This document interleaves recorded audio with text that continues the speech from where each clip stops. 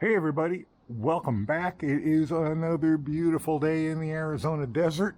I want to get this engine started up on that carburetor, see if we can't get that carburetor set, see if it won't run okay on it, and see how well my 3D printed carburetor spacer does.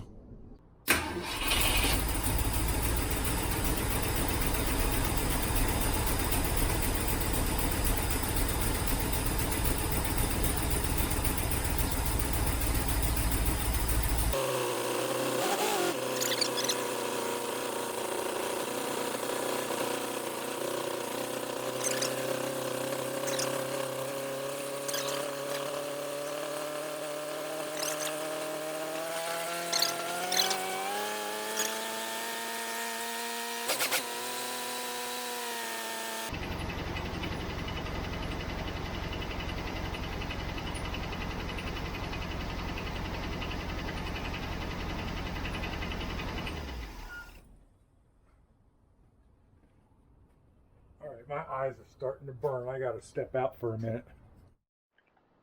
So I have a bit of a problem. I backed that needle all the way up as high as it would go, and I still was not getting fuel at the site.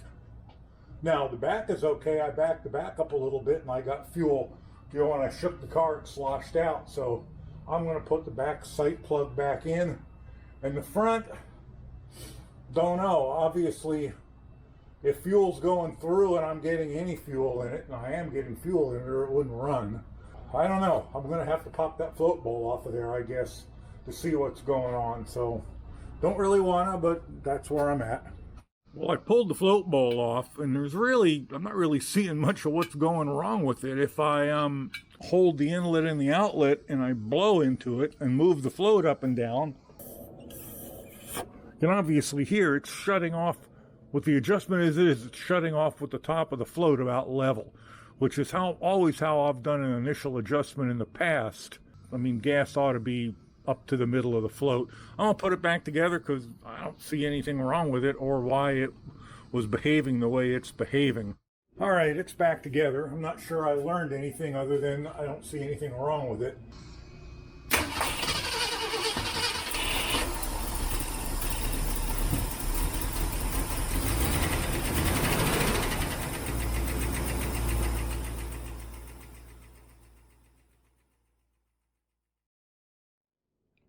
Okay, since I had two main goals here, one is to get the carburetor swapped and see how well it works.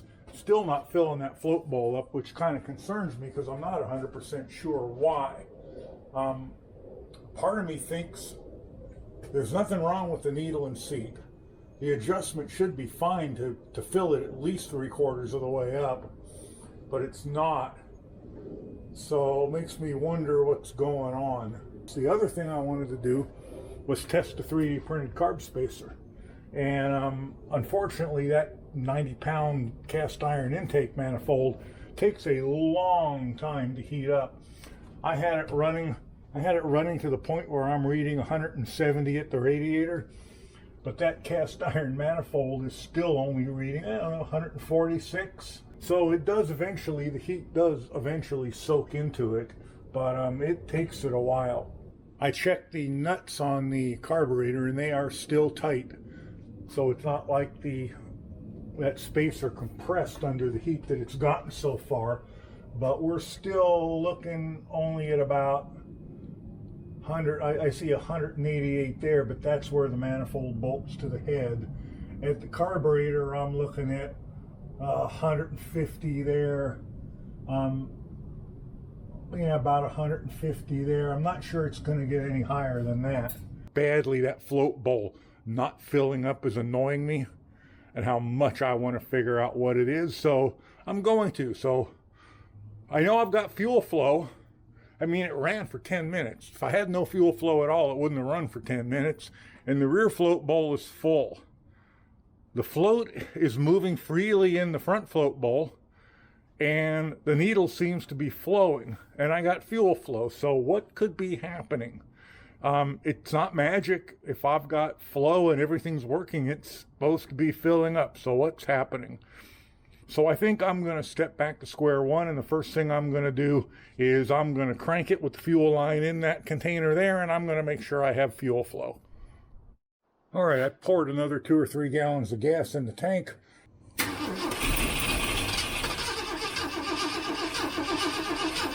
I don't know. I think that's completely normal for this.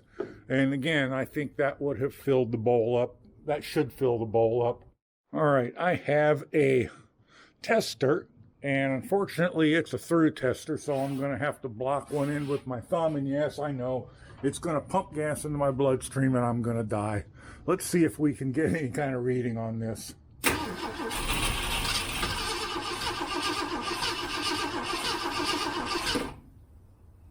Well, I'd say that's probably only about 3 psi reading here, which, I mean, should fill a float bowl up. I don't know how well you're going to see this, but let's poke the tip of my inspection camera down in there, and let's see what we can see. And as you can see, that float is all the way at the bottom, and there is no fuel in there at all. Let's see if we can pump it a bit, and let's see what's going on in there. All right, here we go. Let's see if we can see fuel going in there. Come on.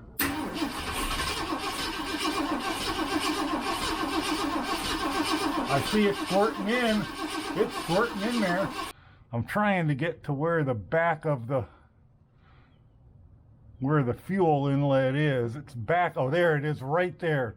Underneath that screw. Here we go. Watch it. There you go. And I can see liquid fuel on the bottom. Can you see that? Still, that was kind of fun, wasn't it? Let me see if I can get that float adjusted.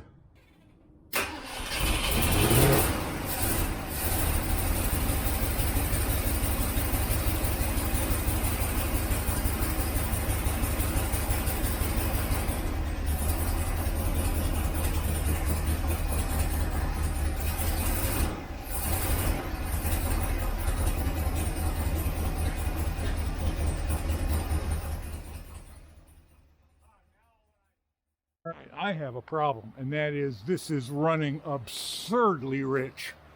It's not that the float bowl won't fill or it's not pumping fuel into it.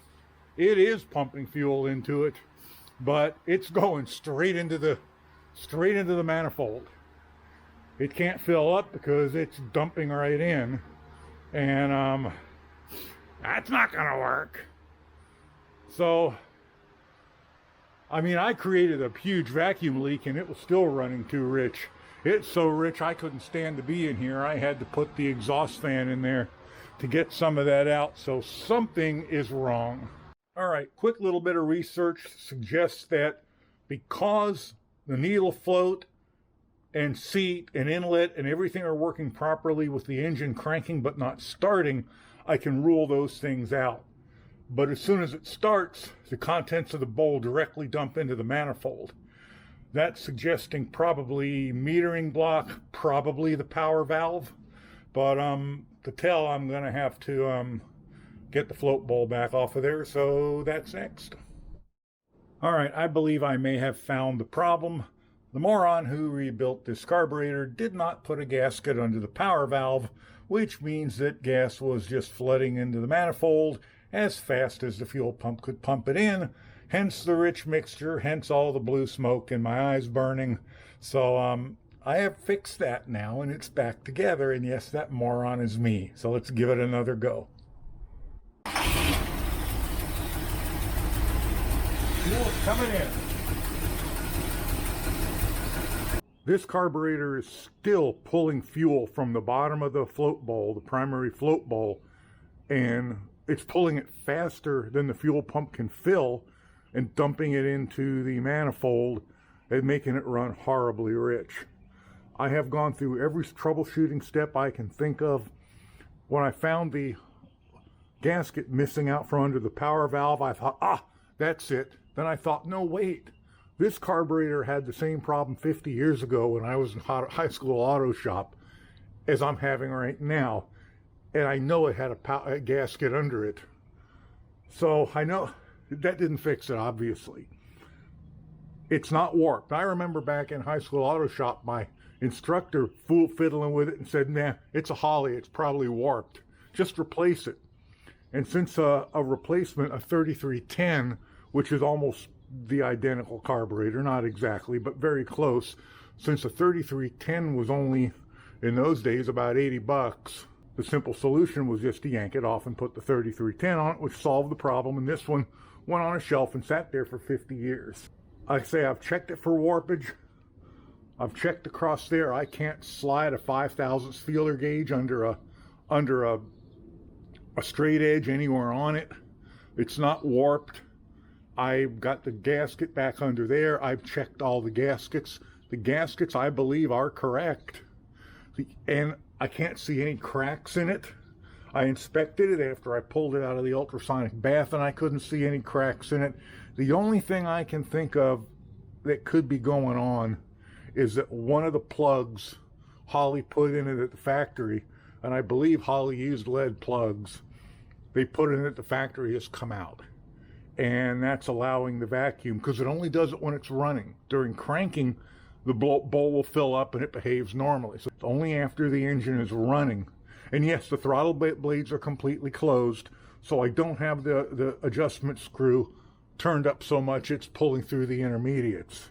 Because my back can't take a lot of stooping over this, and because I'm feeling kind of time constrained, and because I just don't want to mess with it again, I'm yanking it off of there and putting the 3310 back on. And you know what? This can go to be a wall hanger. I would have liked to have kept the 3310, but obviously that's not in the cards. So this will give us a chance to inspect that 3D printed base plate. And I'm going to print another one. Since the 3310 already has vacuum at the back for the transmission, I'm just going to go ahead and print another one without that vacuum port in the back, and we'll just call all that wasted effort.